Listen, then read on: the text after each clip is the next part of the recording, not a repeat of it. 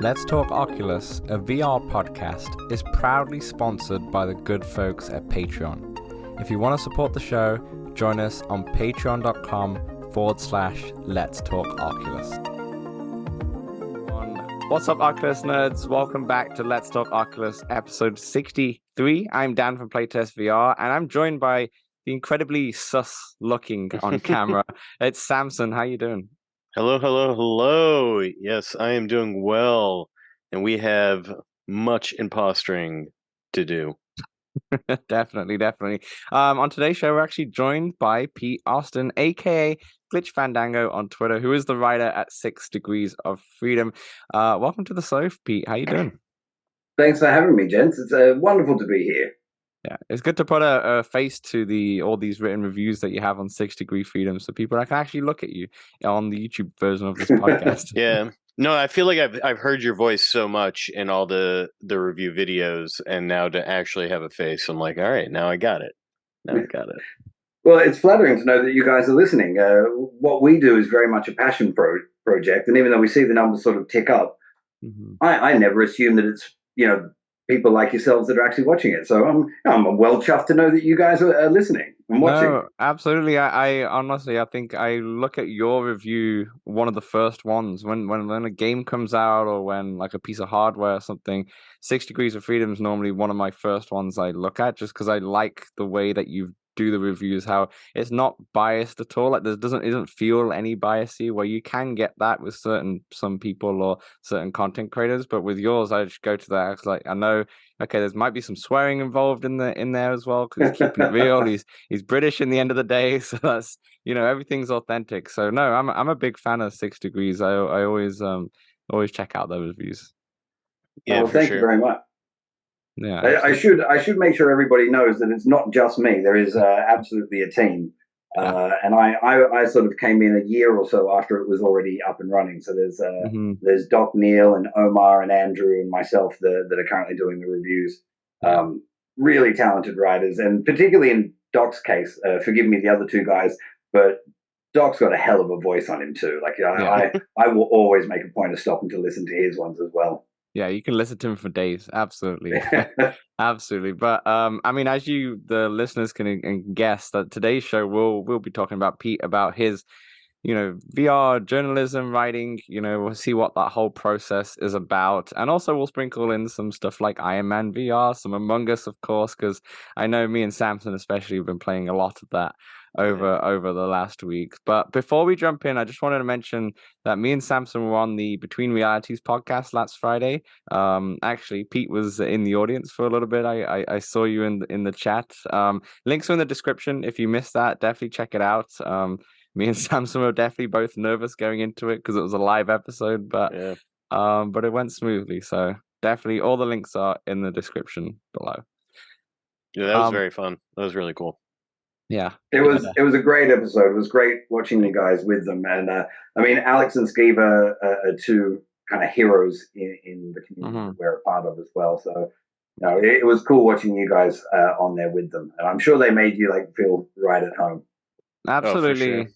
Like at the end of the podcast, when we kind of turned off the cameras, I said to him, because I've never met Alex, I've never met both of them in person. I've spoken to Skiva before. He's been actually on the show way back, but I've never met Alex before. But I just felt like we could have talked for 3-4 hours if we really wanted to, right? But for sure. we had to cut it. So no, it was good fun. So definitely check that out if you haven't already. Kind of feel like more legitimate now.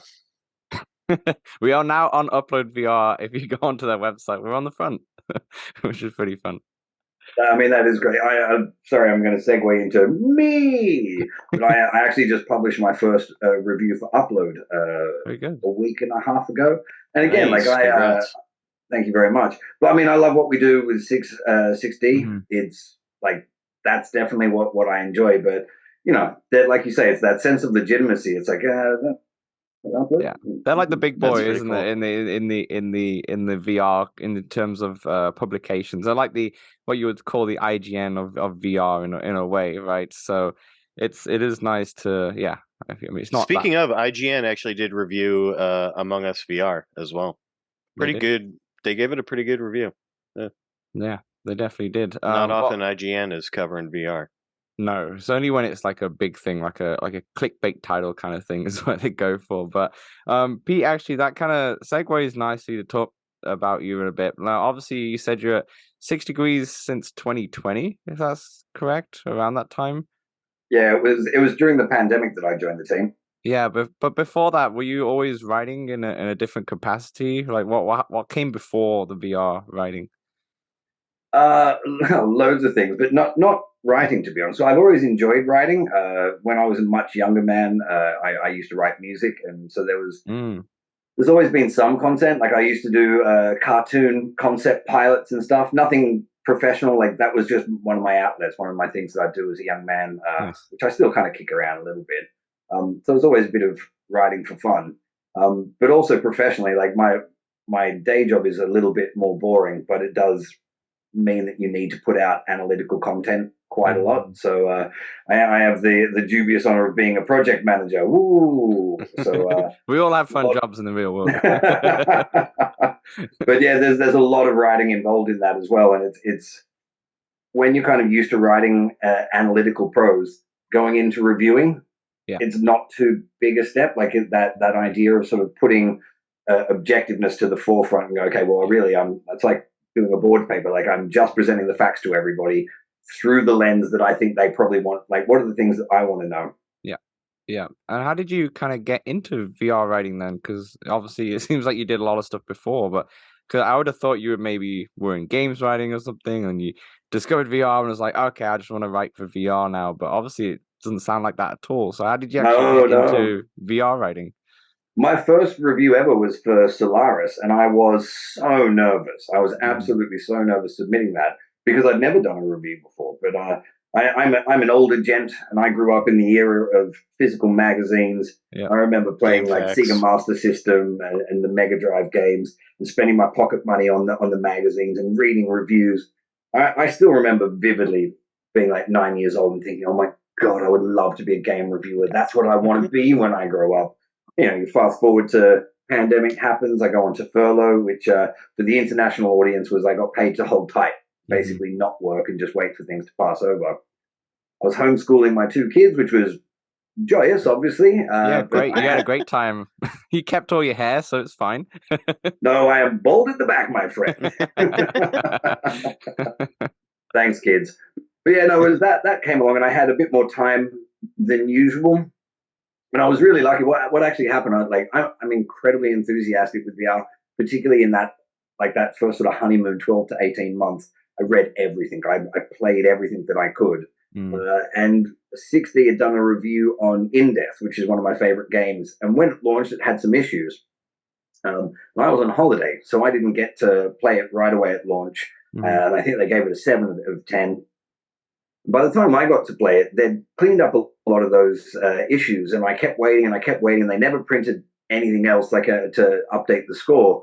And so I just reached out to the editor and was like, and I gave him this full list of like, with all due respect, and I absolutely hope that you don't mind my saying, but you're wrong on the following reasons, because blah, blah, blah, blah, blah, blah. And Omar was very, very kind. He didn't take offense at all. He's like, you know what, we're actually in the works of doing our re-review because they have updated so much. By the way, fancy submitting a review and seeing if you want to join the team. And that's how I fell into it. Wow. Yeah. So you're just a fan and just fan writing. Yeah. Fan mail. That's very cool. Yeah. It was exactly that. I mean, the team is really great. Like Andrew, who is one of I say the newer writers, but he's been with us for almost a year now. I actually reached out to him because I used to be on Reddit all the time, and he just posted a review, like just for his own site. I loved his writing style, and so I was like, "Boss, here's this guy. Can I reach out to this guy?" And Omar was like, "Yeah, cool. The more the merrier." Because the thing is, with the amount of content that comes out for Quest, like there's 4 of us, but this isn't our paid job. So each of us are working our own jobs. We've got families, this, that, the other going on. Games come out, and it goes on to our group, and like, anyone free this week to review something? And if we've all got things going on in our life, that's another one that slips past.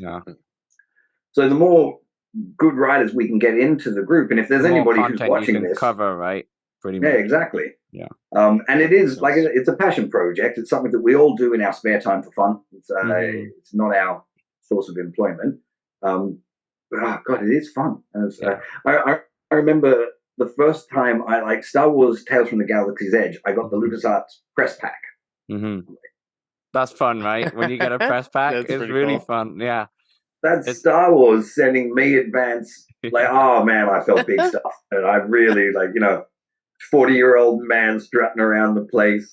Oh wow! Like honestly, we get that a lot as well. When we get like Walkabout giving us a code to play it early, we're just like, oh my gosh, this is amazing. How long have you been into VR? Like, what got you into VR? What was your first headset? First headset. I don't know if this is unpopular, but I'm a Quest man. Right, I mean, this right is a down Quest the line. show. Yeah. Well, I mean, our review site really does handle it's your one-stop shop for Quest reviews. If Pico want to send us a headset, we'll start covering that as well. But at the moment, because we're all playing out of our own pocket, well, there's no Pico at the moment. But for me, I had two introductions to VR. The first didn't take because of timing, and it wasn't that I wasn't blown away. I think this was when the ACC Vive first launched, and other people will be able to correct me. I'm going to say February of 2015, give or take. Sure. There or thereabouts. Anyway, my wife. Sorry.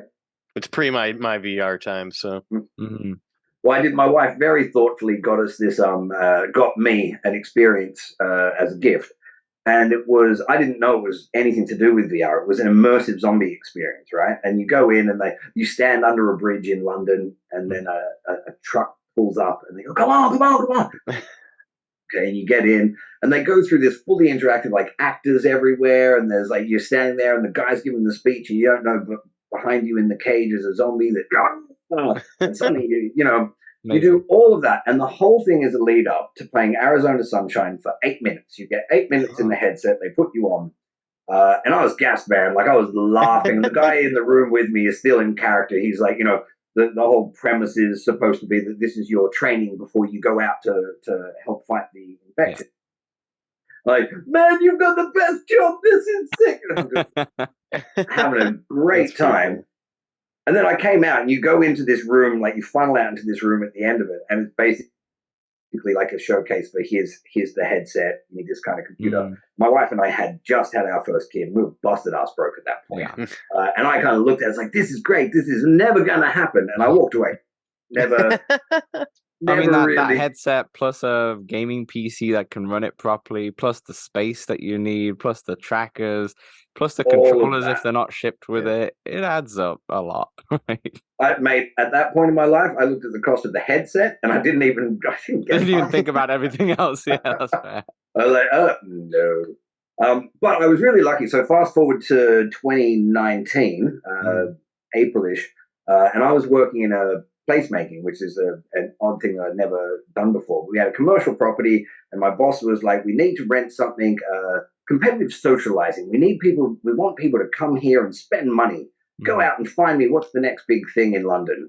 And so I went to a place called Otherworld, which is a really cool, it's a VR arcade, but it's done super classy. It's really, really cool. And I did that.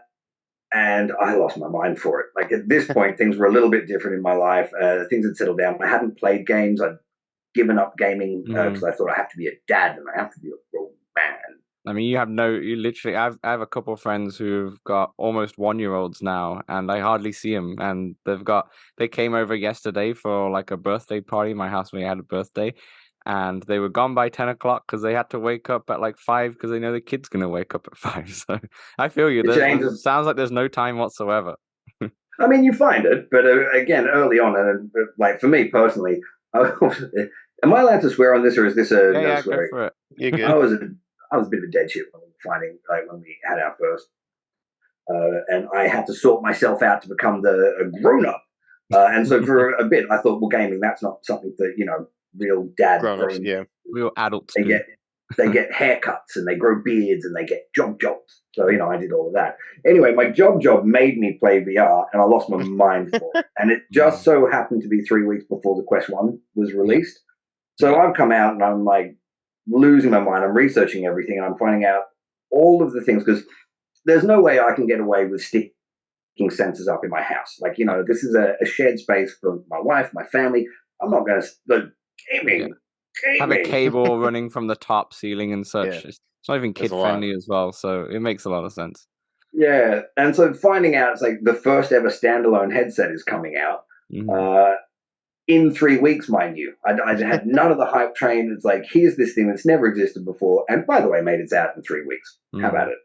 So I think I managed to hold off for 2 weeks after launch before I was at the shop.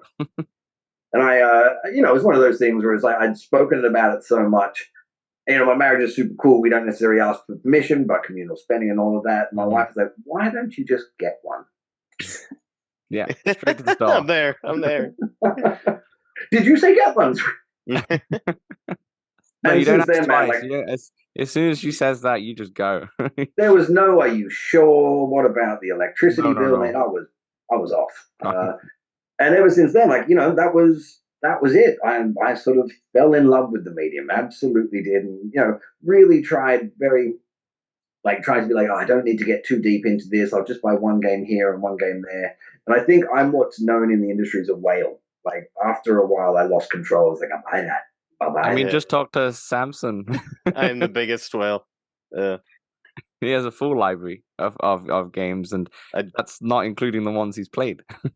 Yeah. I hate opening up Steam where you can sort by unplayed, and I was just like, oh god, unplayed is so many.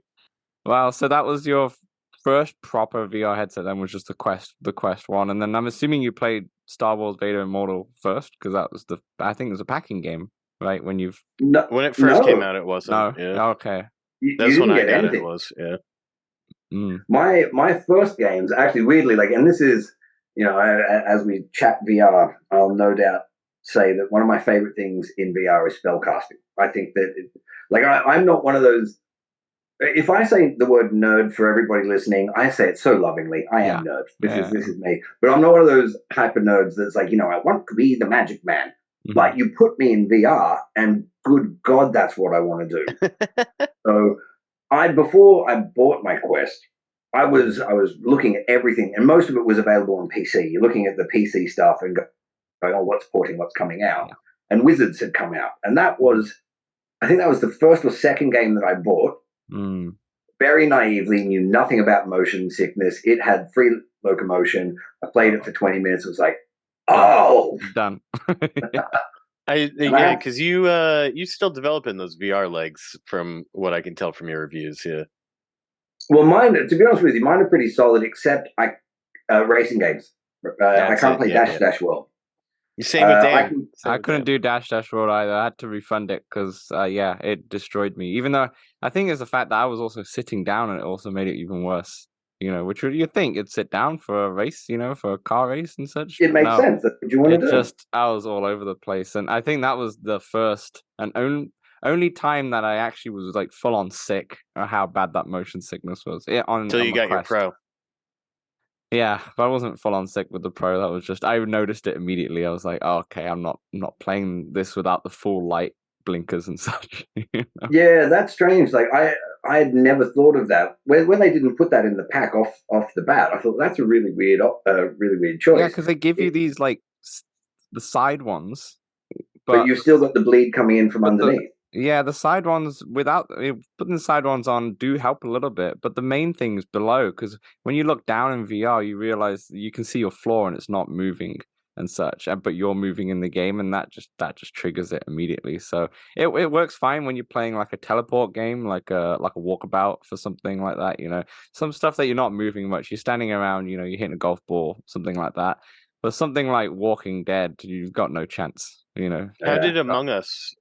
Because I actually started to feel it when I first started Among Us, and then I changed my settings a little bit. I think Among Us was fine for me just because I always played Among Us seated, and the tunneling that they have really helped. And maybe it's something to do with me so focused on what's like if someone's behind me, and I wasn't even looking below at the ground and such. I was always looking forward. So I think it might have been that too. I think if you're fully immersed, you're fine. But as soon as you look down, you know. But then I say, I don't know what the correlation is, because I've played Iron Man VR exclusively on the Pro, and I've had a great time with no sickness whatsoever, and I'm flying around like an idiot. Which is strange, because that's an intense movement game. That's but I don't know. I don't know what the correlation is, but maybe it's not anything to do with the blinkers. I don't know. How did you do in Iron Man, Pete? Not a jot of motion sickness. I loved that game, start to finish. I saw your review. You gave it a 9 out of 10. It's the second 9 I've ever given. I do not give 9s willy-nilly. What was the first one, out of curiosity? Resist. Okay, I've not played Resist. Which is, it's interesting, because I stand by the 9, but it was for the experience. And Iron Man and Resist actually have a lot in common. And I joked to my editor, I was like, it's almost like I personally like superhero games with intense movement, because it's a 5-hour campaign. It's flying through the cities or swinging through the cities. It had some of the same drawbacks in terms of limited enemy range or enemy design. But the fact that the movement system was so cool, and I felt like a superhero, and the story, like the voice acting was great, the story was compelling. It had side missions that you could be like, I'm bored of doing story, I'm just going to go PvP for a while. They're really actually, like, there's a real parallel. And I wonder, we always try and come in with the objectivity at the front of it, but I wonder if those two both got 9s from me, because that's what I'm really looking for in a game. Like, unique combat, unique movement. For me, the games that really I gravitate towards, if you're just walking, I don't know. I'll play Stride for days, mate. I will get in every second day. I'll play 10 minutes of Stride just because I love the movement system. Yeah, it's like I can walk in real life, so in VR I want to do something completely different. Man, on Iron Man, middle-aged. Oh, sorry, man. Oh no, I was about to say, on Iron Man VR, when I was reading it, I resonated so much at your intro of it, because you mentioned like you've not played the PlayStation VR version of it. And when you saw it, you thought it was a bit naff. I think that was one of your words you used. And I was like, that's the same as me. I looked at Iron Man and I was like, this looks shite. I was like, I don't understand why it's so hyped up and such. And even when I saw some gameplay of it, I still couldn't really understand it. I was like, this doesn't look fun at all. And it's what, $40 on the store or something like that? It was expensive. Yeah, it's pricey. Yeah. But then I was trepidatious going into it, because again, like we were watching separately. We were watching the Meta showcase, Connect, sorry, and we've got our group that we're in. And the moment it said Iron Man VR, I just went dibs straight away before anyone else. That's mine. And nice. But going into it, like, because they released Upload and Nathia, I think it was, they got advanced footage out there probably a week, maybe 10 days beforehand of playing that first level. Yeah. And again, like, I watched it and I was like, this doesn't look fun to me. It really looks very basic. And all the other people, I remember, like, I've got an enormous amount of respect for Gamertag. And GT had covered the PlayStation version. And I know he'd said that first level was one of, like, the coolest things he'd ever done. And, like, I'm watching that first level thinking, like, what are you talking about, mate? Yeah. But then you get in there, and like the first few seconds of, like, because I was worried about the tracking, because you kind of keep your hands down here and you just rotating your wrists a little bit like that. I was like, this isn't going to be able to track. This isn't that. No, there's no way. And I think maybe 15 minutes later, I'm like, absolutely. Actually, on that, because I haven't actually played it in Quest 2 yet. How is the tracking with the controllers? Is no issues if you went behind? That's great. That's good. I'd say the only thing that happened to me in my entire playthrough is every now and then I'd move my hand and my arm would suddenly be like, I was Mr. Fantastic instead of Iron Man. That's like, in the Quest Pro one. It happens like that too. For some reason, it might not be a controller tracking error though, but sometimes my right hand just goes into the corner. And your arm catches, like, keeps up with it. Yeah, I'm like, bring it back. But that happened, like, I played that through. I probably put about 10 hours into it, like 6 before I started to write the review. And then I'd be writing the review and I'd, like, be writing about a part of it and be like, actually, you know what? Why am I writing about this? Donk! Whee! Suddenly I'm playing it again. Get back in. So probably by the time I actually, well, by the time we published that review, I probably had about 10 hours into the game. Because I'm not the biggest. I say not the biggest fan. I'm not driven by narratives. That's not the thing that makes me want to come back and back. Yeah. Outside of doing reviews, my life is such that I snatch gaming here and there, like 15 minutes, 20 minutes, half an hour. I just like a sticky gameplay loop. When I'm playing, for me, it's things that I can have. Oh, this goes for 5 minutes. I'll have 3 goes of that, and then I'll go do whatever it is. No, son, you just do the homework on the iPad. Daddy's right here. I can see you fine. Yeah, pass through. Yeah. So for me with Iron Man, the whole thing was the combat challenges and the races. Like the races were okay. I don't know how much of it you've played and what's a spoiler for people, but there's one particular level that comes later on. And the race challenge that's associated with that is dope. Oh man, it is so cool. It's exactly probably haven't got to that yet because I haven't played a really fun race challenge yet. So I may have not got to that point yet because I haven't finished it or anything. I mean, it's different strokes for different folks. But when I started playing, like I played the level, and as I'm playing the story part of the level, I'm looking around thinking like, oh, I bet the challenges for this are really good. I bet this feels right. And lo and behold, like my favorite combat challenge and my favorite race challenge are in that set. And it's just like, I go back into it as much as I can just to be like, okay, I'll just have 2 quick runs at that, try and beat my time, off we go. Yeah, it's just such a fun game, and it came out of me by surprise, and I shouldn't have been really because the hype was real. You know, every single PlayStation VR was being sold with the Iron Man because they knew that was probably one of their killer apps. People love the Marvel. People love, yeah. But I will counterpoint that. Sorry to cut in, but I will counterpoint that because the Rift was sold with Marvel Powers United, and that was a pile of steaming such and such. That was they're banking on the draw of Marvel, the selling power of Marvel. And I say that Marvel Powers United was not a good game. I put hours into it. Like I'm a comic book nerd as well. Like I love that. And I don't get why there's not more superhero stuff in VR. I don't. It boggles my mind because being a superhero in VR, feels so cool. Yeah, and it's exactly what you want. Like that Marvel Powers United game. I think they got overcomplicated with trying to put so many characters into it. If they had just cut it back a little bit. What type of game was it? I never played that one. So essentially, it was a glorified wave shooter. Is really what it was. Like you started in an environment, and you get missions, but the missions were always like hold your ground for 5 minutes, or get all of the different batteries and put them into the thing that goes boom. Like it was really like basic. It was super basic. But you'd be Storm. Storm's gesture-based powers were awesome. Doctor Strange. Awesome. Even the real surprise character for me in that whole game was Iceman. Iceman was so much fun to play. Like, and they really put there were so many types of characters to play. Like you could play the ones like Deadpool and Black Widow that had guns on their hips, swords on their backs. Like you could play it like that if you wanted. Yeah. You had Spider-Man. You could web them in and smack them. And then you had the gesture-based characters as well. But it wasn't deep gameplay, and all I could think about as I was playing it is the things that they didn't do. Yeah. Instead of I still put 20 hours into it. There's so much potential for that game to be better than what it was. But I just Googled it while you were speaking, and because I've not heard of it, and probably because of how badly received it was, and I saw IGN gave it a 6.7 and such. But in terms of generous.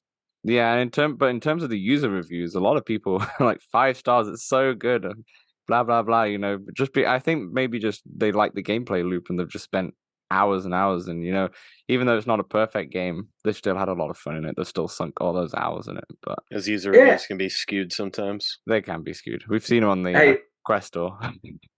User reviews can be skewed. Critic reviews can be skewed as well. Like I'm not going to sit here and say my opinion is more valid than somebody else's. For sure. Yeah. For sure. But my opinion is my opinion, and I've got a microphone, so you listen to it, damn it. Listen. And I'm on a fancy website, Yeah. Is there an aspect that you prefer? Do you prefer the writing or the audio, the YouTube side, I prefer the playing. I prefer the game the rest of it sort of comes after that. And you sort of, well, actually, I say that when I say a bad game, it's very subjective. And, every time I get a game that disappoints me or that I feel has obvious flaws, I remind myself that a group of people worked incredibly hard on this. Yeah. And, you have to be respectful. Even some of the reviews I've given that like got Final Space, I was maybe a little bit cutting in that, more so than I would usually be. I love Final Space. It's one of my favorite shows. Holden Rogers, if you're listening to this, I don't know if you're listening to this. I love you, man. I love you, but your game sucked. But it's one of those things where if you get a game that's not that great, the whole process is excruciating. Like it's really, really hard because you can't do a review unless you either play it to the end or you play it.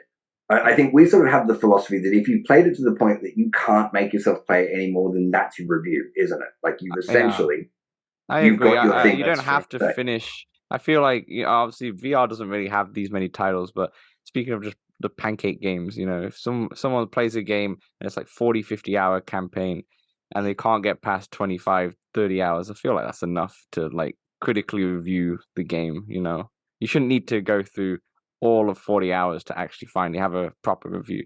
20 hours is a lot. But that's where the thing with VR, particularly Quest games, and they're sort of slightly more diminutive time frames, what's enough? Like if you've got a game that runs for 6 hours and at the 2-hour mark, you're like, oh, God, kill me. I don't want to go back into this thing. Yeah. Is that enough or do you have to keep going? And one example, and we never published the review for this because I was really, really of two minds. But Tempest Fall, Age of Sigmar. Now, I love Carbon Studios. They did Wizards Dark Times, and they're working on Brotherhood, which is my most anticipated thing at all because of the gesture-based spellcasting. Yeah. I was so psyched, and that game was pants. It was just like I did a first impressions thing where I played it literally for the first time on camera, and I was like, oh, I don't like this. I wish I hadn't done this. And I played it for, I think I put 4 hours into the game, and I was like, I get it. Like, I get this game is not going to give me something. Like, I'm not going to turn this corner and suddenly be like, whoa, actually, no. Yeah. Like, you put your cards on the table and you don't have a hand. But I didn't finish it. I have no idea how long that game goes for. At 4 hours, I could have been one step away from the final boss, or I could have been halfway through. And to be honest with you, I don't give a shit. I'm not playing that game again. I'm just not doing it. Well, that's a review in itself, right? If you can't get that far, that says a lot already. So I think it's up to the reviewer, depending on. Obviously, you shouldn't play a game for 20 minutes and go, "No, this sucks," But you see if it does get a little bit better and such. But I feel like it's just objectively up to the reviewer and how they and I feel also that if they disclose that information in on the side of 6 Degrees Freedom or something like that this game was played for this amount long, that might quieten a few people who are vocal about that you have to finish the game no matter what. And I'll always do that. Like I'll always put that in my review to sort of give context. And then when I was playing Iron Man, I was so excited about playing Iron Man, I forgot to set the timer, and so I finished it. I didn't know how long it would take me. I had to be like, sorry, everybody. You gave an estimate. Yeah. It is, I think, estimated 8 to 10 hours, depending on if you want to do it. I think that's rubbish, man. Like, I'm pretty sure I finished it in 4 to 5. Interesting. Yeah, I saw people saying 8 hours on this title, but... I said, this is exactly what I was saying in the review. Yeah, exactly. So I did the story on normal difficulty, which I think was too easy. Like, I died once in my entire playthrough on normal difficulty. And I'm not like a super gamer dude, not by a long shot. So you're basically Tony Stark is what you're trying to say. That's your alter ego. So it was natural to you. my editor showed me the first draft of the video of the review. Sorry, Omar, I'm going to say this. And I was watching his gameplay. I was like, do you mind if I send you some gameplay footage? And I sent him through some of my stuff from the combat missions. And he sent me a message back saying, oh, okay, so you weren't actually playing a video game. It turns out you are Tony Stark. You are Iron Man. It's all out now. That's awesome. Just way more action. Well, it's one of those things, like, he'd only played it for 2 or 3 hours. And we find this sometimes because Omar does all of the editing. He puts it all together. He's the boss man. He's a champion. Mm-hmm. Also a really good friend of mine as well. Shout out to Omar. Thanks very much. Shout out to Omar. But he'll put it all together, but he doesn't necessarily get to, if he's not reviewing the game, he doesn't play it all the way through. And sometimes, again, no disrespect, dude, but sometimes his gameplay is the gameplay of someone playing the first level for the first time. Yeah. And I'll be having a review about, and once you get the hang of it, it's, it's intuitive and immersive. And on the screen, you go, or just stands in one place, just shooting and not moving whatsoever. And it's the same gameplay that I was doing at the start of the review, but when you're hyping up like this game is dope for the following reasons, you want to show those reasons. Yeah, you want to show that. And I think that was one. I don't always have the time to sort of capture the stuff and send it through and all of those things. But on the games that I really like, I'm always like, can I submit something, please? Yeah, that's fair. How do you decide, outside of like calling dibs on Iron Man, like what you want to review? Generally, to be honest with you, so much of it is about availability. Like we're four guys with busy lives that try and cram this into the gaps around the edges. So there was a game, and I can't say which one it was, but it was supposed to come out this Thursday, and they last minute announced that it's being pushed back. And I'm super keen on it. Like I want to play it. So I'd push things around in my life a little bit because I was like, okay, I want to make this happen. When that fell off and another game came up that I've played the beta for and I wasn't super keen on, and I was like, oh, well, you said you could do a review. What about this one? You sort of like, not that one. Not that one, though. I'm not changing my stuff around for that. So yeah, it's super about availability. And then outside of that, it really comes down to aptitude's not the right word, but say, for example, when when Saints and Sinners 2 comes out, I think first dibs, we've not really discussed it, but first dibs will probably go to Doc because Doc reviewed the first one. And so it's good to have consistency and viewpoint and comparison and all of that. So I think absolutely first point will go to him.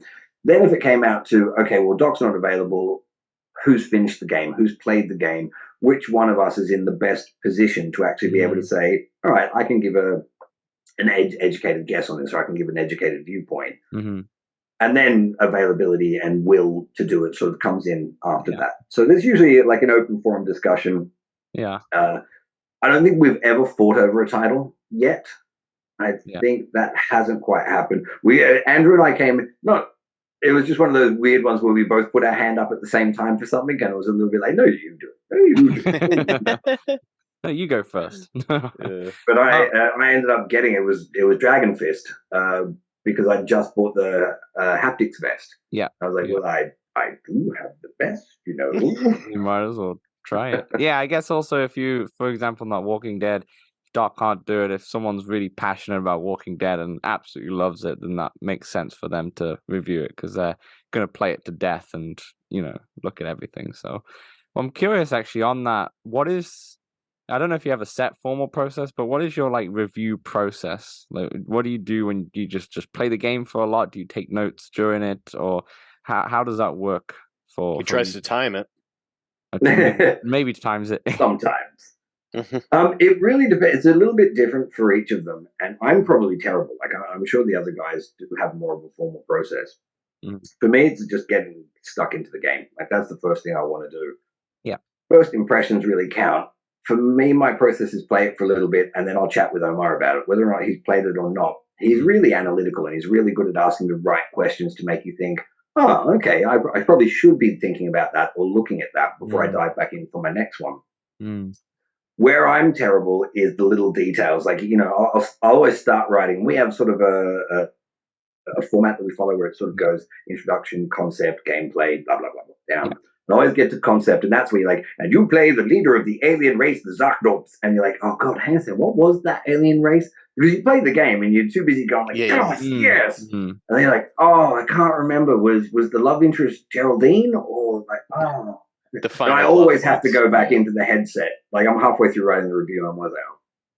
Yeah. All right, hang on a second. Where was that cutscene that I needed to be at? I personally, I really think that the review, I start with gameplay. I'm okay. Well, my process is I write my conclusion first because I don't know why, but for me, it really helps to get to where I'm going to go. Like, what are my final thoughts? What do I really think about this game? Yeah. You write that conclusion, and sometimes it changes, to be honest with you. But I'll block out where I'm going to land. Then I run up to gameplay because to me, I think my reviews, if you look at the sections, I'll usually do one combined section for audio and visual. I don't think that's that important. I think it's going to tell the story on the screen, like on the video review. Yeah. But I really think the gameplay that's what people want to find out. Is it fun? Do you like, what are the cool things about it, or what are the annoying things about it? And so I kind of bounce around my review a little bit. I'll always write my introduction last. Yeah. So I kind of go conclusion, gameplay, concept. Like I bounce around. I know Doc is a big fan. He doesn't think we've sort of batted this back and forward, but he doesn't think that review should be about explaining mechanics. It should, the game does what the game does.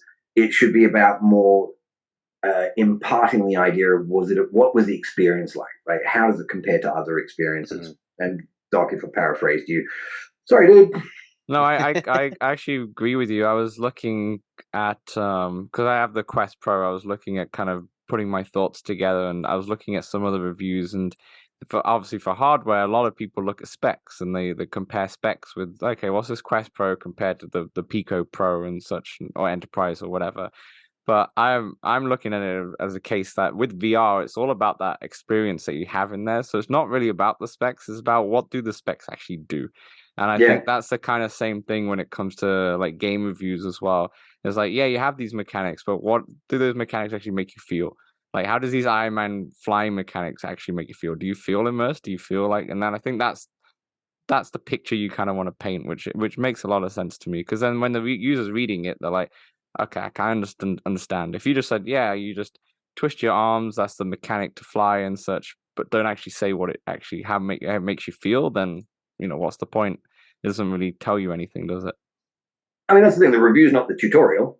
No, I'm not there to teach you to play the game. I'm there to, I guess, tell you if I thought the game was worth you picking up. And I think tech reviews are much harder, and I struggle with them. I'm currently writing a review for a Halo head strap at the moment, and it's doing my head in. And again, it's because I personally, I think I did this. Like, they sent it out. They said, "Look, guys, does somebody want to cover this?"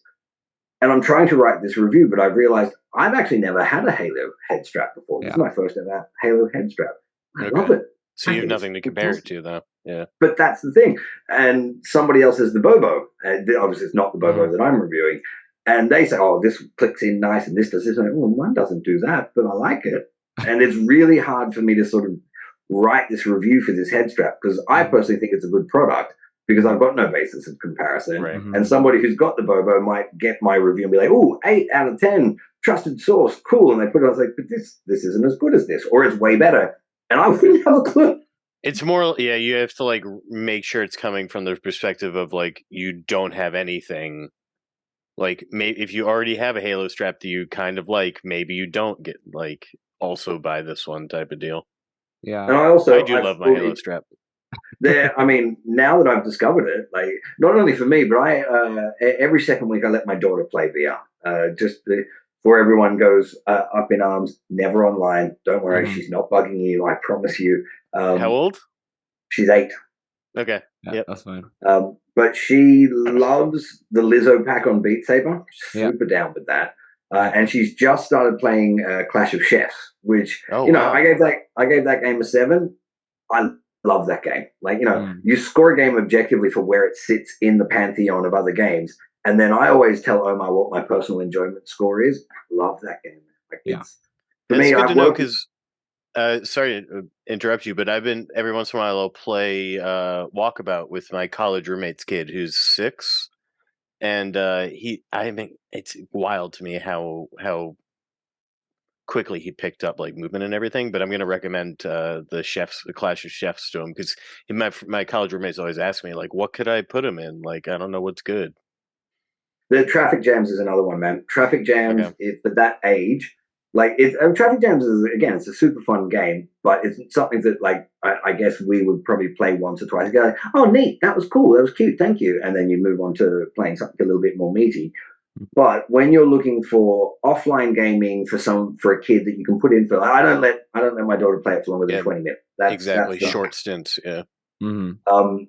And so something that kind of fits in with that. And Traffic Jams is like, okay, you stop, you come here. I video her. I'm a super doting dad. Like I love my kids, man. I video everything. Mm-hmm. But I watch her playing VR and the way she talks to herself and she talks to the characters. I'm always sat there just like, oh, she's so cool, man. The imagination's just going, yeah. And I think that age, one of the things that's really trippy for me is there's no suspension of disbelief required. Like I remember, so the difference, like I put my 70-something-year-old dad in it. Yeah. And he was floored. Like he was, oh my God, this is like, I can't believe this. But he couldn't really play it for long. Like it made him a little bit woozy. And he's just like, you know what? I'm amazed by this technology, but that's not necessarily for me. Yeah. But it was like, oh, okay, so I can do this. And my, like, that slightly older generation, kids, my daughter, like she picks it up and I have to stop her from running into a wall because she's just like, I'm in this world now. Boom, off you go. And so for her, like it's like I said, no suspension of disbelief. So they say, oh, you put this on and I live here now. Cool. Yeah, she's complete immersion. Yeah. Which is why. Oh, sorry. I was saying, you continue. I was going to say, this is why one of my absolute bugbears at all in VR, and I very rarely get involved in these things on social media, but every now and then you'll see somebody put their little kid into a scary game. Like there was this one that did the rounds a while ago where they put like a 3-year-old into Walking Dead and he like freaked out. I hate people that do that. I think that's just bad parenting or bad brother or whoever put that kid in there. It's super, super bad because they don't have that filter. No. Kids, when you put them into this headset, they will absolutely accept that thing is right there. Yeah. And I think that could scar you for a long time, It's not good. I was going to say, like, obviously, are your kids, 9 years old, did you say, or? 8 and 5. 8 and 5. Imagine when they're 18 and 23 or something like that, what VR is going to be like. Man, I can't even imagine what that's going to look like, 10 years from now or so. It's crazy to me, like, and it's because the bell curve of progress is now sort of so steep. Like, if you think about it, I'm 43. There you go for everyone. When I was my daughter's age, I had the Sega Master System, and I was playing Alex Kidd, and I'm like, press the 2 buttons on my controller. One's jump, one's punch. Yeah. My daughter at the same age is like, hang on a second, I'm just going to tell that guy over here, I'm going to slice that block in half, I'm going to flip these burgers with my real hands. She's literally in the game now. Yeah. And she gets it immediately, pretty much, right? Like it just makes sense. And I now understand the people who are older than me who, you hand them an iPad when it first came out and they had no idea what to do with it. And I was like, well, it's pretty intuitive and such. And now I understand how that feeling is. Dude, cell phones make me feel like a boomer more than anything else. I'm not going to lie. But I've learned the things that I need to learn. And like, this is one of those things where it's all about your personal engagement. Mm-hmm. Like, to me, a cell phone is a necessity. It's a thing that you use to like, it's utility. Yeah. Whereas VR is fun. And so I will learn how to do the little tweaks and the things. And that's true. And because I want to know it. And so I'm halfway tech savvy when actually it's plugged in. So when I got this thing in my hands, all of a sudden I'm not a boomer. And then you put an iPad in my hands and I can't make it do the thing. It's like, why isn't the Wi-Fi working? I'm confused. Why is it working it works on my phone. Why doesn't it work on my iPad? And this is exactly who I am, but because I don't really care about that. Like I'm not like, sorry, son, the iPad doesn't work. It's funny how you say that, and I've said it on this podcast many times. The Quest UI is infuriating to me often. Like sometimes it's very laggy. There's no folder system. It's all over the place. Like there's so much. I'm like, if someone new to VR puts this on, it can be quite confusing. But then at the same time, and I think the iPad's more intuitive, but at the same time, it depends on how much you love that product, right? And you'll learn how to use it to that ability. Where the iPad probably more of a tool, and you're like, nah, I don't need to learn this too much.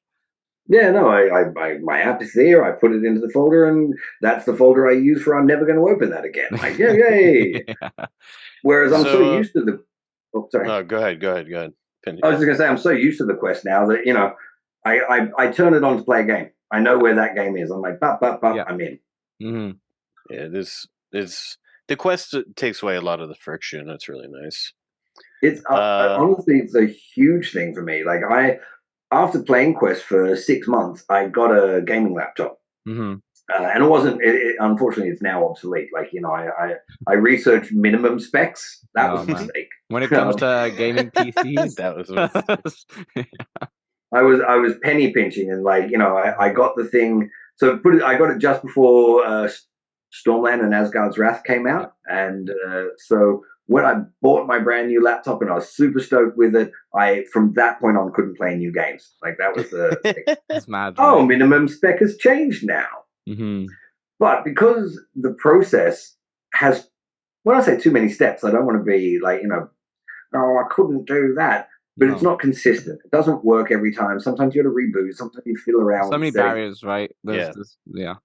I was just playing the other day with Dan and somebody from our Discord, and I had to I had to quit and come back, and it just like I always somebody was like, "Where are you? Where are you?" I think it was Dan. It was like, "Where are you, man?"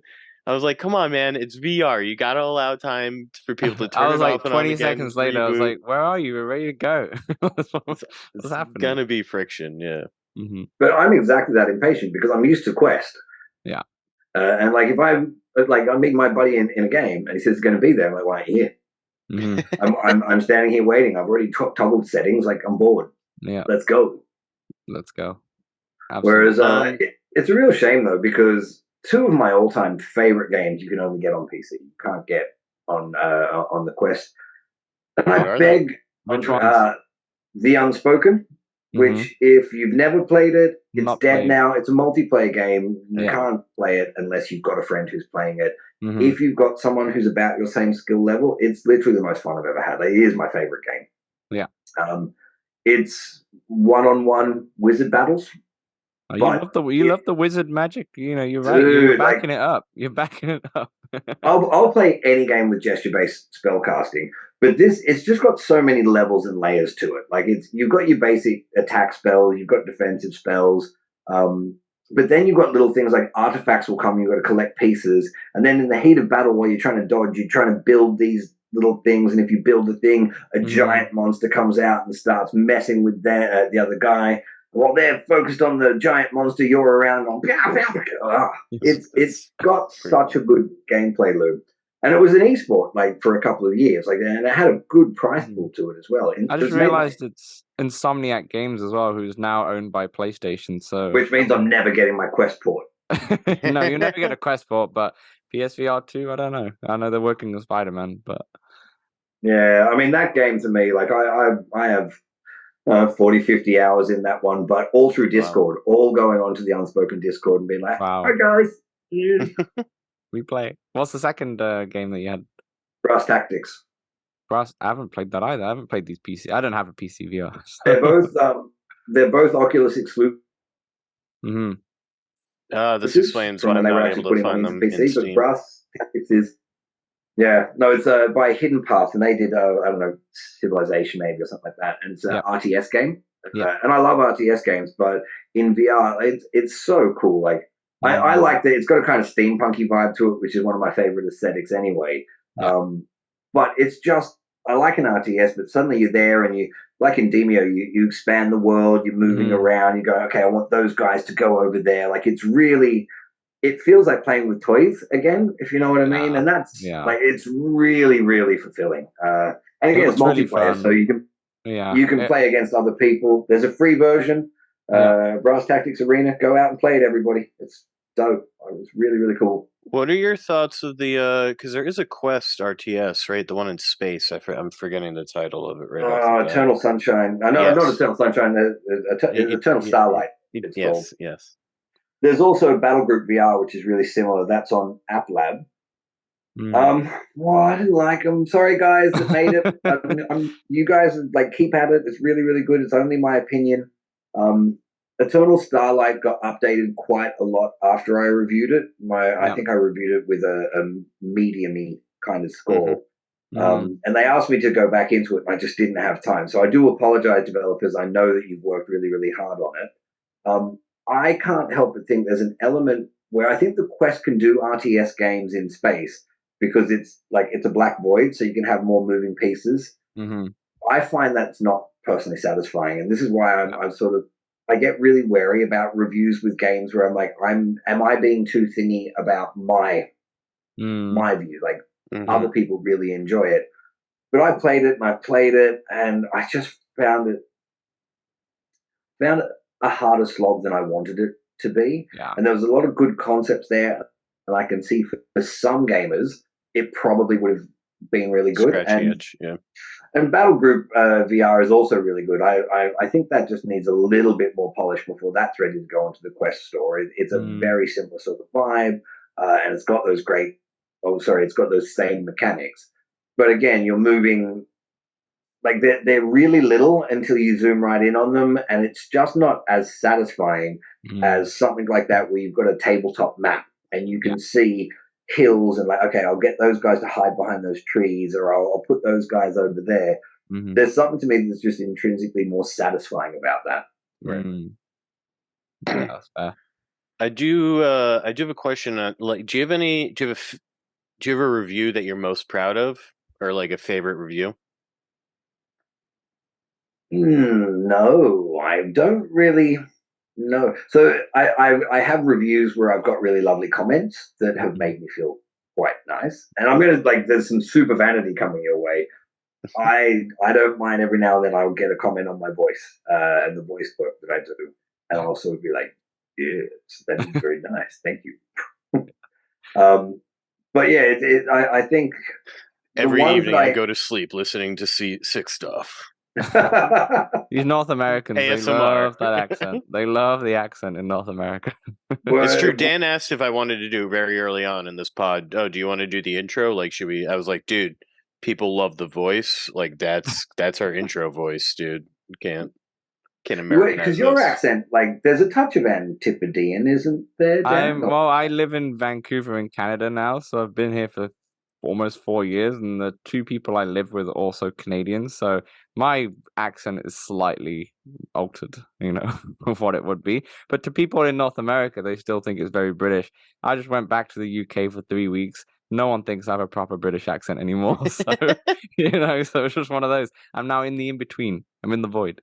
So, well, I mean, technically speaking, I'm Australian, so it's I try very hard not to sound terribly Australian. I do prefer to sound British, but I was almost 30 when I moved here. Okay, fair enough. I guess the Australian British accent is very mistaken amongst the North Americans anyway, so we can't all sound the same. No. Peter, you obviously Quest, right? You use the Quest quite a lot. Any thoughts on potentially getting the PlayStation VR? Is that on your radar or no? I mean, everything is on my radar, dude. You've got to understand. Like, I read all of the things. Yeah. It's, if someone sends me a review unit, I will play anything. But when it comes to, like, I'm a consumer. Like, I get to review stuff, and I do get free games. That's a mad perk of what I do. But when it comes to headsets, I'm a basic consumer like everybody else. I've got to balance my budgets, and I've got to look at it for what it's worth. Yeah. And with PSVR 2, I think Bearded Benjo did a great video fairly recently where he really, really articulately summated about what value is for that. And the fact that the specs are fantastic.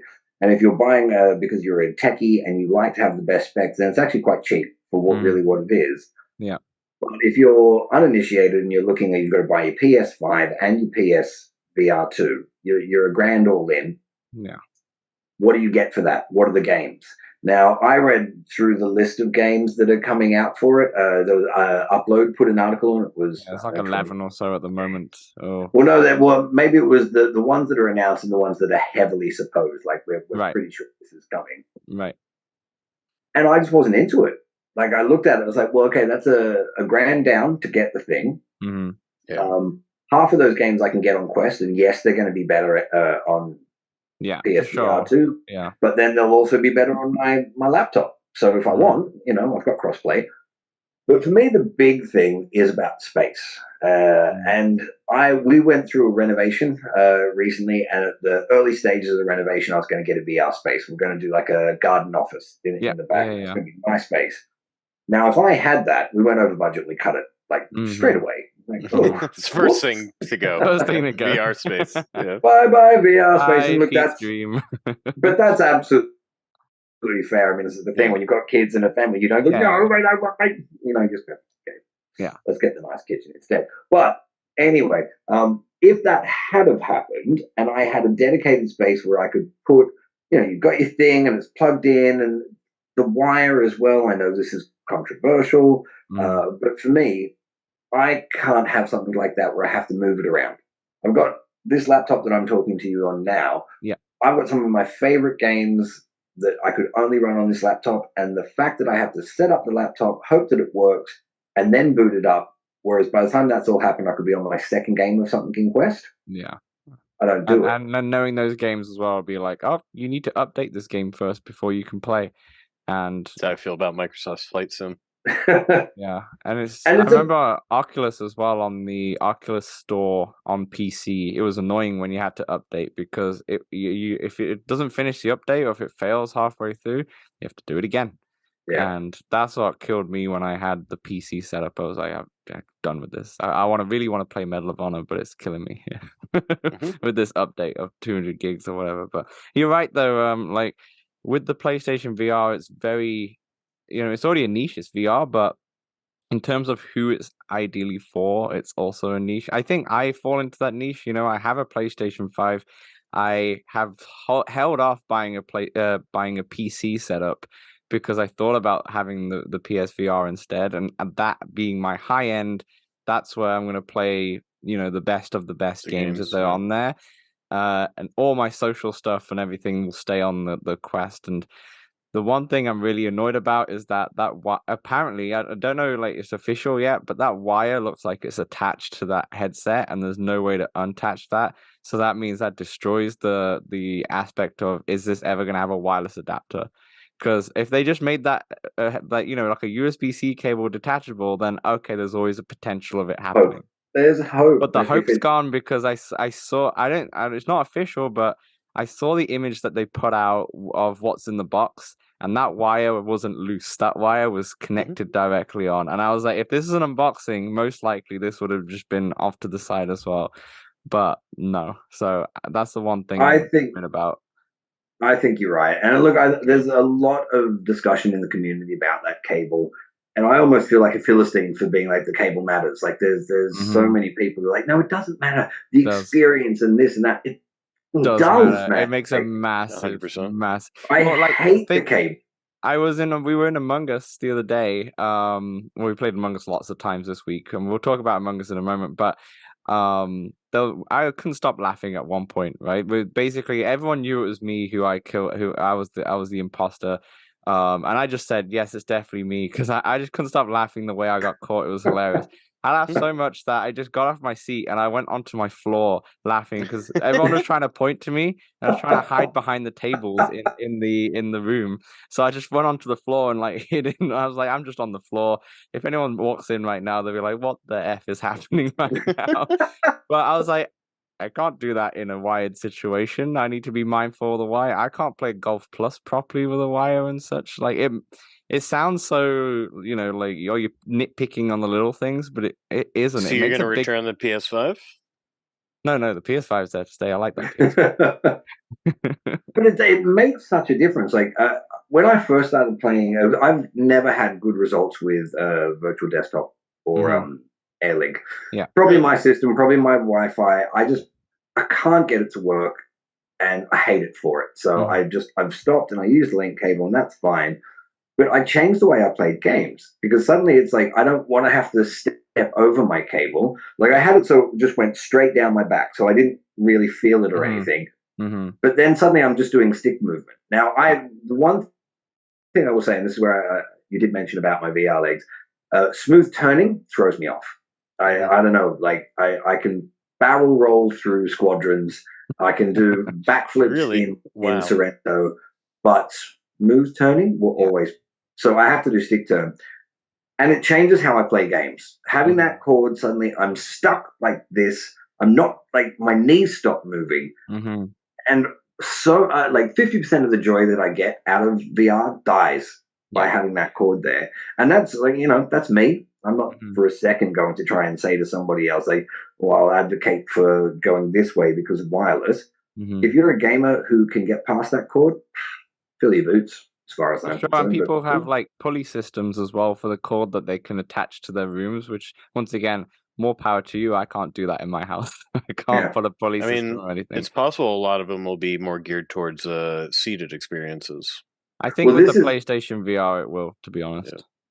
Alex VR mentioned this I think it was on VR Crewcast where he was saying this, but he was saying that the PlayStation, by its nature, it's something that goes into the main room of the house. Like, that's where people tend to game. It's like the social thing. It's plugged into your TV.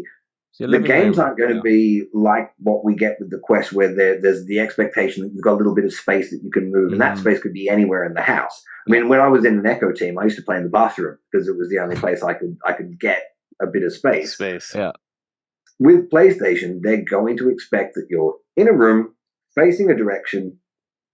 The chord's not going to matter because your experience isn't going to be. You're 180 rather than 360 most of the time. Yeah, for sure. And I think that chord does the same thing as, from what I've heard, obviously I've not played the first PlayStation VR, but it does the same thing as the tracking. The fact that, like, the guys that did Farpoint, Impulse Gear, they designed their levels so that you felt like you were moving more than you did, but they knew you had 180 where you could really play your game, maybe a little bit deeper than that. Yeah. And I worry, this is my thing, I worry that for someone like me who, like, I think about VR too much, like, all the time. Every day. I don't want an experience that is 270 degrees. I want you don't want to be you don't want to be constricted to a certain movement. And especially when you have the Quest 2 and you've had that freedom, it's hard to go back, right? Yeah. So I've been looking at all the options that seem to be on the horizon, and I'll be honest with you, like, I'm not pro meta. This isn't like, I'm a meta fanboy. Like, I don't give a shit if Pico came out with something that did the same stuff. Yeah. Whatever. It's apples and oranges to me. But the Quest 3 is where my money's going to go this year. I will 100% wait for the Quest 3. I've got a few choice picks of what I think it's going to launch with, like what games certain in-house studios, Sanzaru might be working on, Asgard's Wrath. Maybe we'll see what happens. Prediction right there. We love predictions. Not based on anything. I have no knowledge. First, baby. Yeah, confirmed. Leaked. I'm not Bradley. Sorry. I was gonna just actually ask you that next. Actually, it goes perfect. I was gonna say, what are you hoping for the Quest, and especially the Quest 3? Like, what are your hopes that this headset has that the Quest 2 doesn't?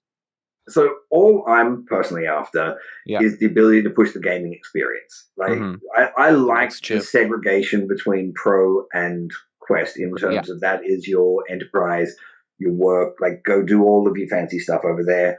I'm not a social gamer. Like, I think at the moment, like, I'm lucky enough to have a really good community of people in my real life where I interact with quite a lot. Gaming for me is my release, and I've got good buddies that I play games with, and I like to get to know a bit more about them. But I'm there to play games. Like, I'm seriously, I didn't. Like, if you want to talk to me about your life, I will, because you're a good fella. But at the same time, can we also shoot people while we have that chat? So for me, I want the graphics to get better. Or I want, because I'm happy with the Quest 2 graphics. For me, it's absolutely fine. I'm sick of everybody moaning about it. Oh, it looks like a PS3 game. So PS3 was dope. Shut up.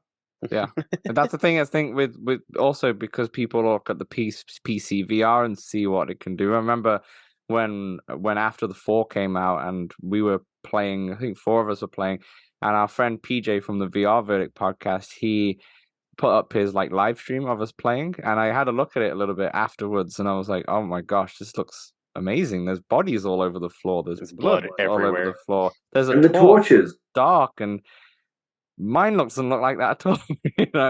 But the thing is, I had a great time after the 4, but until I saw that, I was like, oh, this is not as good as I thought it was. But that was only because now my head looks at what can be better.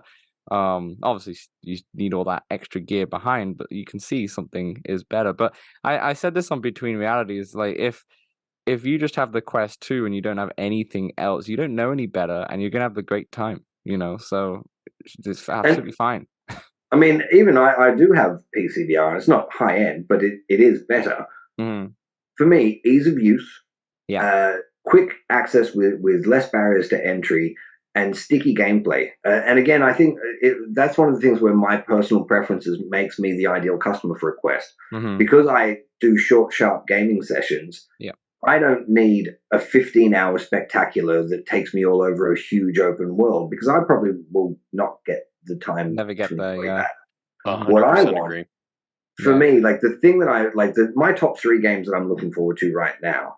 And if you follow me on Twitter, you already know this because I don't shut up about it. But Hellsweeper, yeah, dude, Hellsweeper for me, that quick in and out, cool action, spells, traditional key weapons, thing for great movement. You want Pete to give you a good review, make sure you have good spells in there. Good spells, good movement. Honestly, I'm done. Like that's my whole thing. But Hellsweeper, Everslort, and the dark horse is Final Fury. I can't help but think that's going to be really cool. And I think like they've only put that one sort of 30-second clip out, and everyone kind of went, oh, okay, that's that. And we haven't heard anything about it. I watch that clip once a week.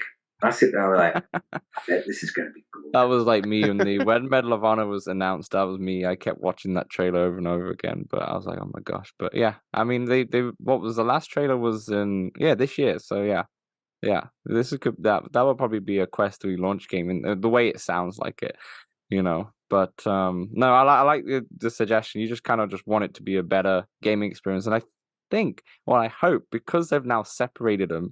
Because they did have everything's on Quest 2. Now that they've separated and got the Quest Pro, they will put everything into gaming when it comes to Quest 2, because that's what people buy it for, right? And then everything into social productivity into the Quest Pro.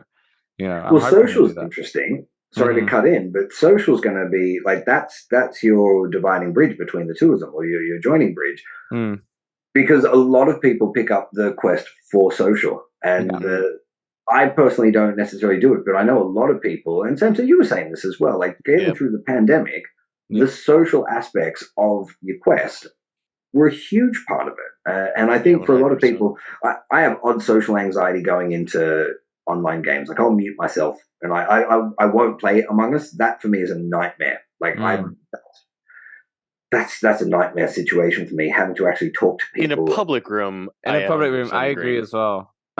Yeah. That's a social friends game. If you don't have friends to play it, then don't even bother picking it up, I think.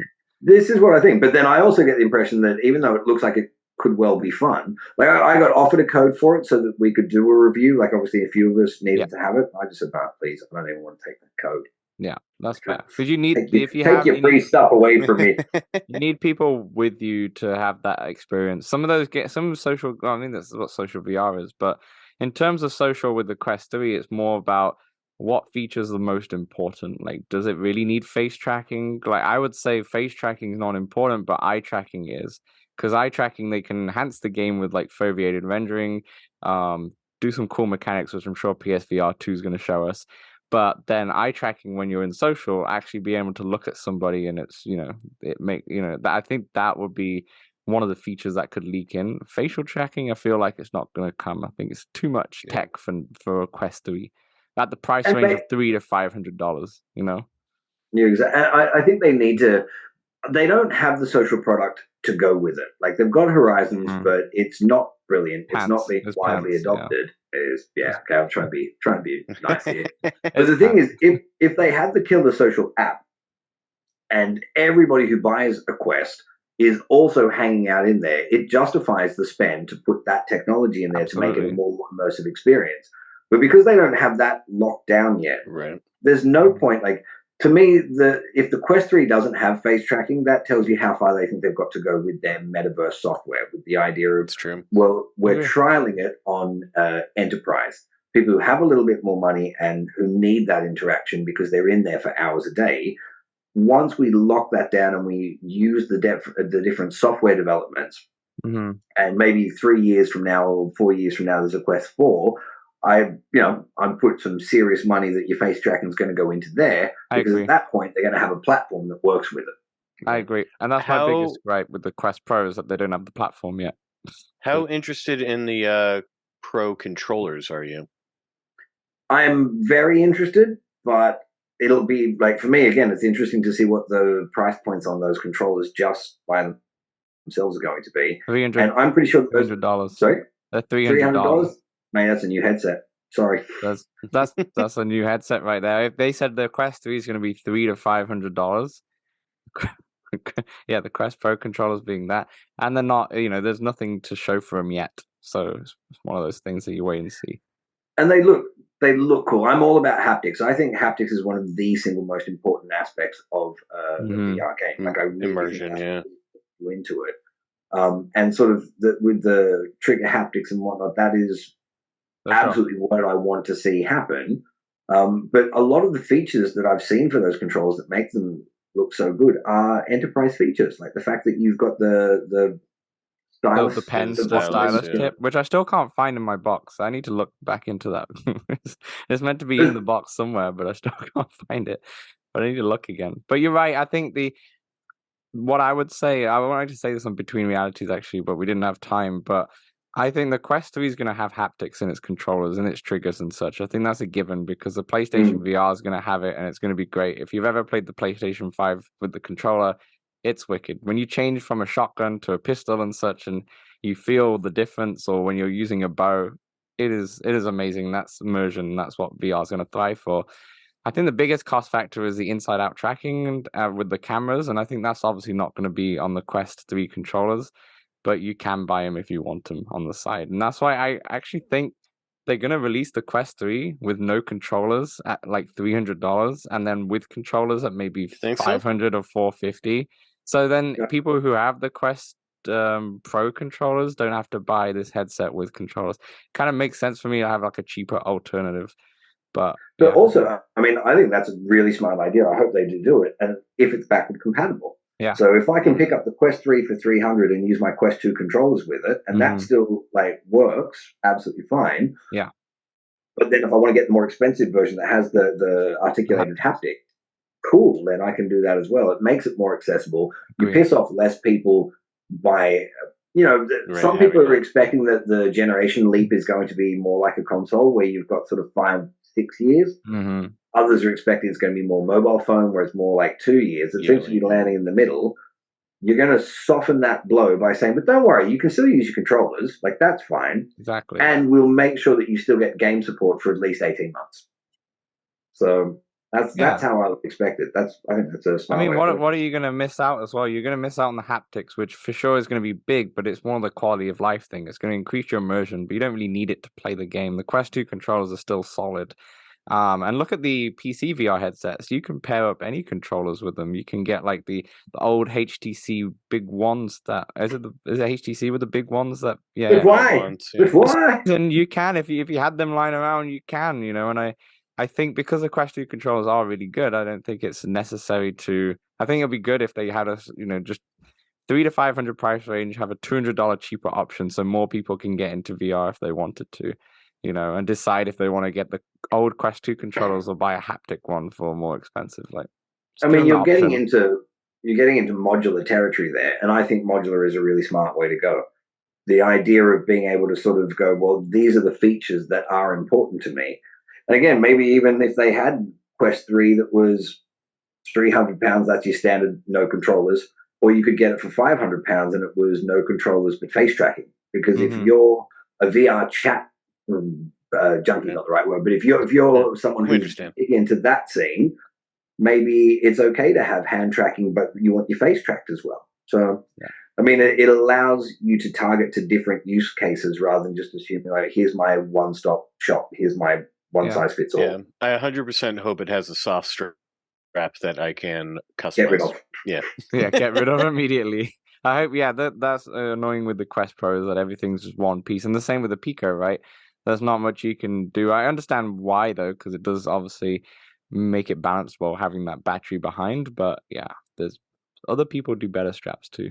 You know, well, there's that's some the good thing. Like companies something out there. like having, I like the idea of, again, modular. Like you could have a smaller battery in the headset that just keeps things running, and like the Elite strap, like the main battery's on the back. Yeah. And then the likes of the Bobo with the hot swappable batteries, like, come on, man. Oh, So the Bobo's killing it. Yeah, the only reason why I haven't bought a Bobo yet because it doesn't fit in the Oculus case that I've already got. So man, I hate that. Like this one that I've got over here. This isn't. I'm not going to say the brand name of it yet because I haven't finished my review. Actually, I don't think that matters. It's Geek VR. I'm doing the Geek VR one, and that's got the hot swap batteries, and these are good. Like, it changes things completely. But I hate, like, the Oculus case has always been where I store it. I put it in and it goes into a little spot and then it's out of the way. Yeah. I can't do that anymore and it sucks. Yeah. Yeah. So, I mean, that's one thing to know when I get to Quest 3, I know a few things not to do, not to buy the 64 gig version if it does have it, and to maybe wait a bit, look at different straps. Although I do like my Elite strap. I know the Bobo one's going to be, I like the Halo strap better. I remember PlayStation VR 1 had a Halo strap and it was really good, so I feel like it would be something like that. I kind of want to just wrap up the podcast because I'm conscious on time and I know you have to play some Ultimex soon. Ultimex. Right? Ultimex soon, which is a great game, by the way. I had so much I fun love that game. Yeah. I can't, for anyone who hasn't downloaded, it's free. Go download it. Stop listening to me talk. Just go play the Ultimex. It's great. Ultimex is wicked. It's so fun. It's it's actually Omar and I from 6D. We're in a team in the VRML now. We've only had one game, but we crushed it, and we're 25 minutes away. I can feel him texting me in my pocket as he's like, "Are we going to practice? Are we ready? Practice?" Dude. Okay, I'm being interviewed. Let's go towards the end. I just wanted to mention before we kind of talk to you about the games out this week. Quest 2 is currently on a Black Friday sale. It's at $350 with Resident Evil and Beat Saber for a limited time. There's going to be... They didn't announce which regions. Obviously, America would have it, but they said most of the regions will have this deal. Okay, so by the time you're listening to it, most likely it's live. That's about $50 American off, and then you also get Resident Evil 4, which is meant to be very good. I've downloaded it. It's one of those that I've still not played it, but it's on the list. So it's like you said, Pete. Is these bigger games? I have the same thing as you. Obviously, I don't have kids or anything, but still, I don't like to just spend hours and hours in a game. I like to have those pockets of experience, and plus, especially in VR, where with the Quest 2, it does make you tired after 1 or 2 hours or so of playing. So you just want those quick experiences. You jump into Iron Man, you jump into Walkabout, maybe you play a couple of games in Among Us, and then get out and continue later. So I'm kind of with you on that one. I think that's why I haven't touched RE4 yet and finished. I'm one of the few people. This is going to be an unpopular thing to say, but I refunded it. Doc gave it a 9. Absolutely raved about it. I was like, okay, I've got it. I played the first level. I was like, I'm never going to get through this game. This is not like it is good. I'm not saying it's not good, but no, it's a full-fledged game. Yeah, it's 16 hours. I think the game is or so. Like at the technically, obviously it came out years ago, but yeah. Anyway, let's kind of go into the games out this week because we have quite a few actually. I think we have 4 games out this week. Samson, why don't you start with us with the first one? All right, games out this week. Aspire 2 comes out November 17th. Experience unparalleled stealth action in 2 unique story campaigns with Aspire 2, a full-fledged VR FPS on MetaQuest 2. After intel from an anonymous whistleblower reveals the terrorist group Ophis, I think. Is that pronounced correctly? You've played the game before, yes. Nah, I never played the first one. Ophis plot for global domination. Aspire operative Poe once again finds themselves at the center of the Aspire program. With the entire world hanging in the balance, it's up to Poe and their Aspire frames to dismantle Ophis from the inside. Does that get you hyped? The reading did. It looks like I've heard things where this is like a Metal Gear Solid-esque kind of game in VR. And I heard when this first got announced from the showcase, the first game didn't do too well just because it came out with a lot of problems and bugs. But then it's one of those games, like, I mean, we said it on Between Realities with like No Man's Sky and such, where game comes out absolutely trash because of all the bugs and such, but eventually it gets all those updates, and now it's got a good niche community, that first game. So I'm wondering if this one is going to be good. It looks decent from what I've seen some early gameplay. I think I watched GT play a little bit. I think if you've got somebody certainly to play with, that you're interested in getting that sort of. They said you can sneak, that you can go through it guns a-blazing. You know, sort of like a Hitman style, right? Pick your style. I mean, my backlog's so long. I don't know that I picked this one up, but it does look cool. Certainly if it's your type of game. I've got way too many FPSs that I'm terrible at. So yeah, tell me about it. Pete, did you play the first one at all, or? Again, it's one of those things where, like, because the review was already done, you start to go, well, how much time do I have? Like, that's one of the things where I love getting assigned reviews, because okay, now I am going to play this one. Yeah. And I've almost picked it up. Like, there's been a couple of lulls where there's not been much new stuff coming out, and you think, oh, maybe I will play it. I don't like stealth games. I don't have the patience for it. If we were ever in a real life situation where stealth was required, I would die instantly. Because I'd be like, I'm going to hide in the reeds. I'm going to hide in the reeds. I hate hiding in the reeds. I'm bored now. Let's play. Like, another really, really controversial one, but Phantom Covert Ops, I couldn't play it. It was a wicked game, really well made. I just want to shoot all the people because I can. So with this one, I'm interested because from what I understand, from what I've read, first version, it was actually too easy. Like, you didn't have to stealth it. You could just kind of go through and shoot everybody. And it made people think, well, what's the point of doing a stealth game that you don't have to stealth? Yeah. And I think from what I've heard with this one, they've made it so that you can, as you were saying, you can choose which way you want to do it. And there's benefits, and there's I could call them mechs, the S-Buyer units. There's two different ones, and they're tailored for a different style of play. And I think that's really interesting. Like, if there was anything that was going to make me pick it up, that would be the one. Yeah, for sure. I'm not going to pick this one up. I've got too much to play. I should say it like that. I'll go to the next. The Broken Edge. Also, I mean, every game here is out on November 17th here. Broken Edge is a 1v1 VR fantasy sword dueling game where you embody historical sword fighters, use their unique techniques and powers combined with cutting-edge fencing mechanics to claim victory against online opponents and climb the ranks. I don't know if I would get this game personally, but I just want to say I haven't got it, but the press kit, where I feel like some people have got the press kit of Broken Edge, looks really cool.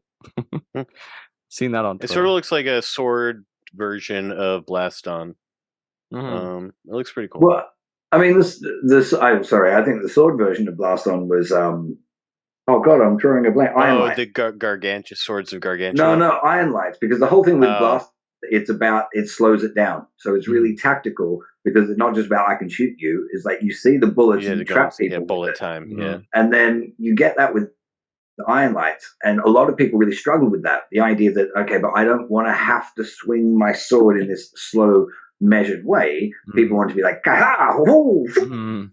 And I think that's what this one is. It's a little bit more of a, okay, fine, we'll take the gloves off, go squeeze. Yeah, I think this one could do well, to be honest. This one definitely could do well. Pete, do you want to throw us to the next one? I will.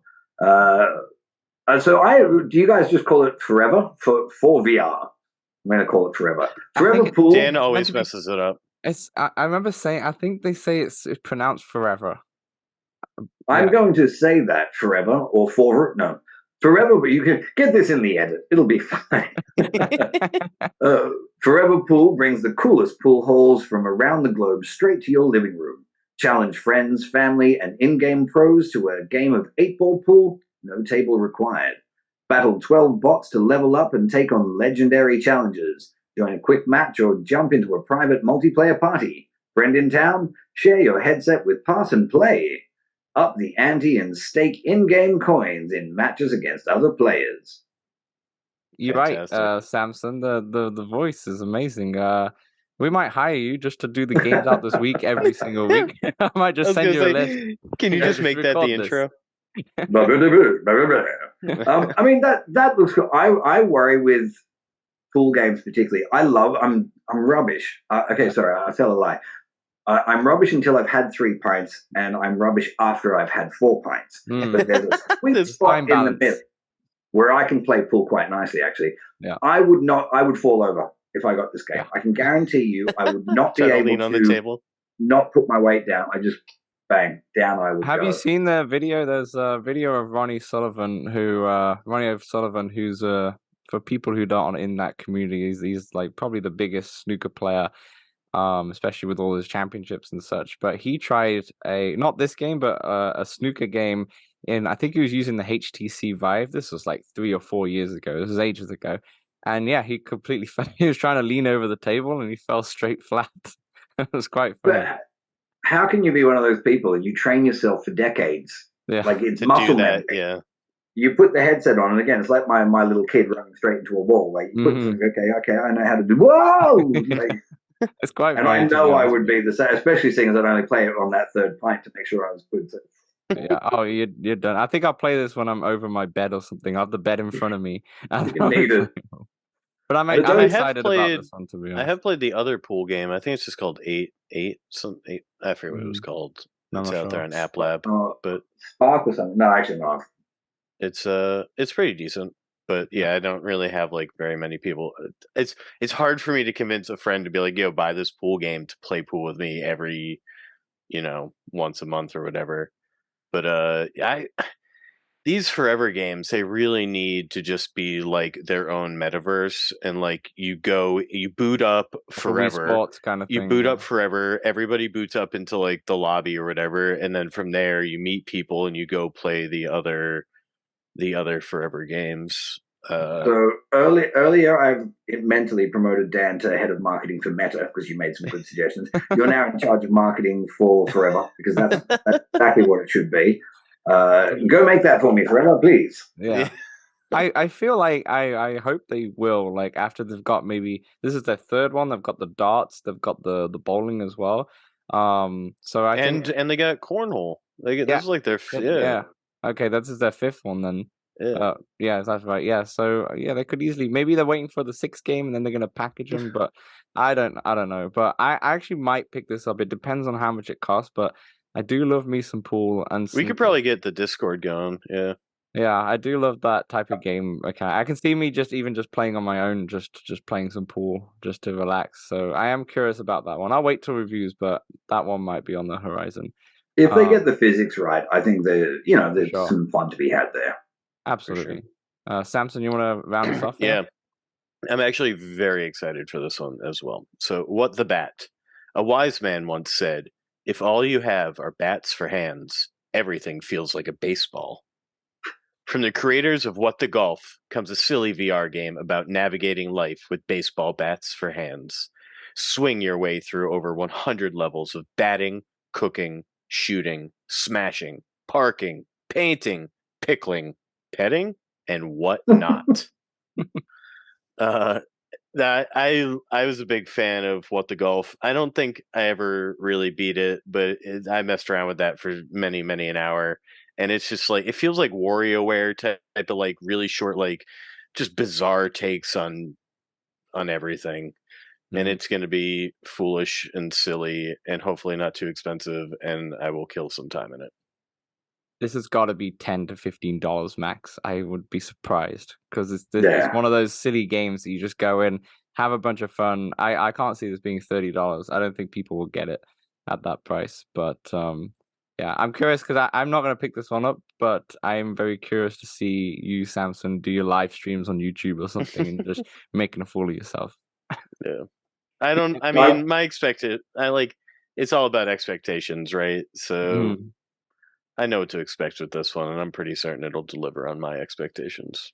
How about you, Pete? Which is, to be honest with you, I have zero interest in this game until Samson said that. And to be honest with you, your account of playing previous version and your excitement for this is enough to make me go, oh, okay, that's nice. Because I've saw that at the was it a Connect or was it the game they showed showcase? The showcase, yeah. And to be honest with you, I looked at it and it made me angry. I don't want stuff like that. it can feel gimmicky. What the Golf is obviously not VR. That's a mobile phone game, right? It's not on the PlayStation. It might It's be. on. I played on Steam. I think they have it on. Yeah, I think it's on It's a 2D Switch and game, everything now. Yeah. nonetheless, but or Pancake game, but that's well received. Like people, It's very bizarre. It's like you'll be.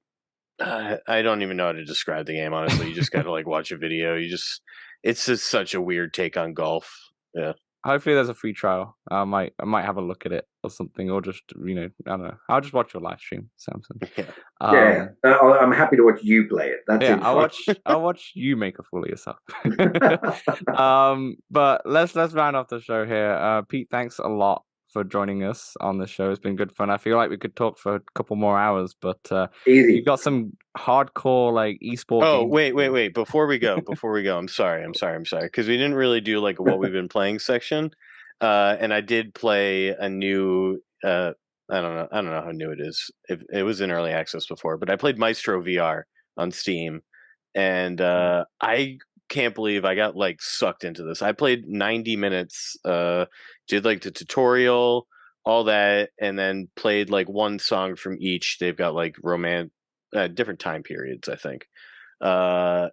And I do plan to go back in, probably play at least every song on easy mode.